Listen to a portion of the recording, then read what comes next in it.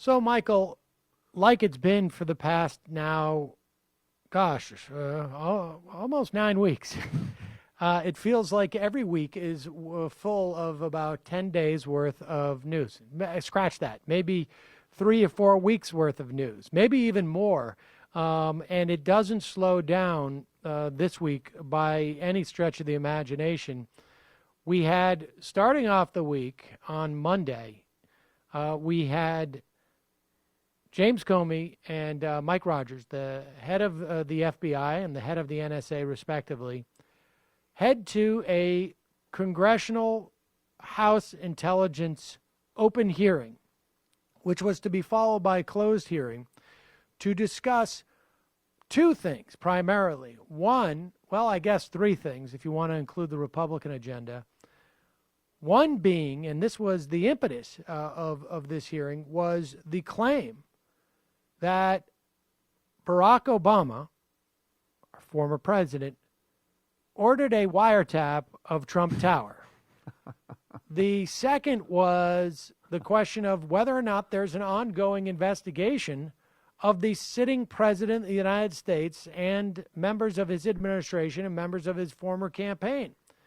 Thirdly, from the Republican perspective, it was the leaking that basically brought everybody there. So let's start with first that question of Barack Obama wiretapping the Trump Tower. I mean, Donald Trump refused to back down from this claim and actually forced the Intel Committee to pick it up in the first place. Yeah, and clearly there's no there there. Somehow this rumor got traced back to a Fox News pundit, which is where basically apparently pretty much almost all of Donald Trump's thinking comes from, even if maybe also InfoWars, but Judge Napolitano had started circulating this. Then there was the story from Sean Spicer. Formerly of Fox News, or now suspended. Yeah, well, he got the president in trouble. You got to watch what. It's one thing to lie to a Fox News grandpa that isn't the president, right? But when Fox News grandpa is the president, right, you got to watch your lies a little bit more. Then Sean Spicer almost caused the sort of, it's fair to say, minor international incident by saying that yes, it was a tap, and the tap was sort of facilitated through the UK government. Which was completely outlandish. Now, and we should say that first point came apparently to Judge Napolitano from Larry Johnson, who listeners may remember was the blogger at a blog called No Quarter back in 2007 and 2008, claiming that there was a tape of Michelle Obama talking about Whitey. It was the famous Whitey tape that everybody anticipated, because he said this was going to be devastating to the Obama, then campaign. And it turned out to be B-roll from the Jeffersons, and it wasn't Michelle Obama. But so yes, this is the level of credibility we're talking about here. And, in the hearing, what was funny was that, of course, the Obama wiretap claim was discredited. And then, not to step on you at all, but I mean, James Comey confirmed, we're looking into the relationship possibly between Russia and people involved with the Trump campaign. It's an open-ended FBI investigation, which, as any president from, Nixon to Bill Clinton could tell you, is not inconsequential. Yeah, well, it's clearly not inconsequential. Now, we have believed that there's been an ongoing investigation. And Comey said this started in July, which we also believed there was reporting to this. But there was a lot of things that were covered in here that I think were revelatory. And at the very least, it certainly makes it a lot harder for Republicans in the House and Senate when the FBI chief has come out and said there's an active investigation. Now, let's cover a couple of things here. And I think on this program I've talked about a sort of half-baked theory I had. I think I spoke to Digby about it months and months ago, that James Comey, when he released that letter saying that Hillary Clinton, we were going back in to look at the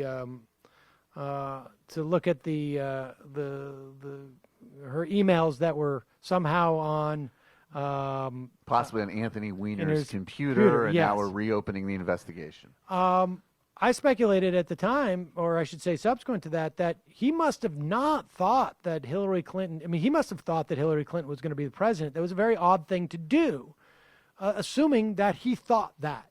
And it's hard to believe that he thought that was going to sink her nomination. And in fact, Comey and Rodgers were testified that they believed, and our intelligence agencies believed, that the Russians believed that Donald Trump was not going to win. They just want to sow dissent leading up to the Russians very upset at Nate Silver. Exactly. Yeah. And so James Comey, the fact that he's had this ongoing investigation, it indicates that he at that time, I believe, felt that this may inoculate Hillary Clinton and himself from being too political in going after Donald Trump, because I think he anticipated that by spring of 2017, maybe summer, maybe fall, one doesn't know with these things, that he, as the FBI chief under a Clinton administration, would end up bringing charges against Donald Trump or his associates.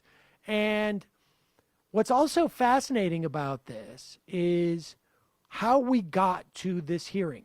One of the things we also found out in the hearing, Michael, was that he did not, and by he I mean James Comey, did not follow the typical reporting procedure that one would if someone of this magnitude was being investigated. Now, part of that is because he couldn't go to the White House.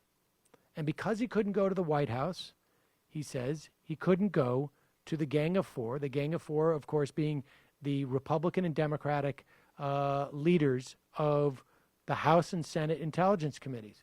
And I frankly don't think it was a coincidence that we saw this rash of leaks a couple of weeks ago, and we're not seeing the rash of leaks now, but we're seeing Comey testify in public and now in private to these committees where he wouldn't do it even in private before. We'll explain when we come back. We're going to take a quick break. I'm Sam Seder. This is Ring of Fire Radio. Joining me today, Michael Brooks on loan from the Majority Report. We'll be right back.